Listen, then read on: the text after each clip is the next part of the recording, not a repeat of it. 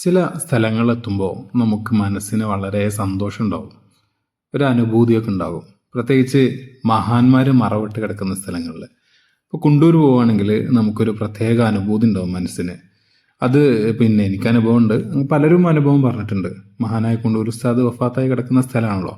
ആ മഹത്തുക്കളെ പിന്നെ ഭാഗമായുള്ള ചില സ്ഥലങ്ങളിൽ എത്തുമ്പോൾ നമുക്ക് ഒരു അനുഭൂതി കിട്ടും.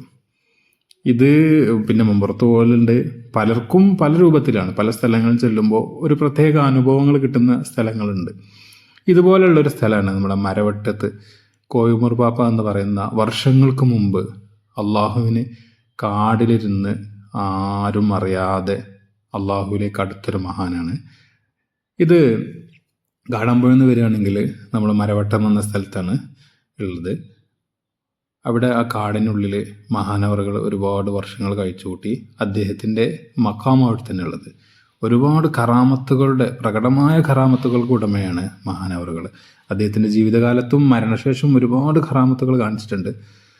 ഞാൻ പിന്നെ കോൽക്കളം മഹലിൽ പഠിക്കുന്ന സമയത്ത് അവിടെ നിന്നൊക്കെ അവിടുത്തെ ആളുകൾ പറഞ്ഞു കേട്ടിട്ടുണ്ട്, അവർ മഴയില്ലെങ്കിൽ ഈ മഹാൻ്റെ അടുത്ത് പോയിട്ട് പ്രാർത്ഥിക്കും. അങ്ങനെ അവർ ദുആ ചെയ്ത് വന്നാൽ പിന്നെ മഴ കൊണ്ട് വന്ന അനുഭവം വരെ ഉണ്ട്. ഇങ്ങനെ ഒരുപാട് കറാമത്തിനുടമയാണ്. ഇതാണ് സ്ഥലം വരുന്നത്.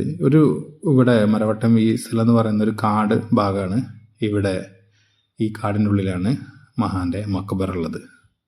ആദ്യകാലത്തൊന്നും ഇങ്ങനെ പിന്നെ വിപുലമായിട്ട് അങ്ങനെ ഇതിൻ്റെ പിന്നെ നമ്മൾ ചെല്ലുമ്പോൾ കാടിൻ്റെ ഉള്ളിൽ ഒരു മക്ബറ മാത്രം ഉണ്ടായിരുന്നത്. ഇപ്പോൾ അവിടെയൊക്കെ നല്ല അടിപൊളിയാക്കിയിട്ടുണ്ട്.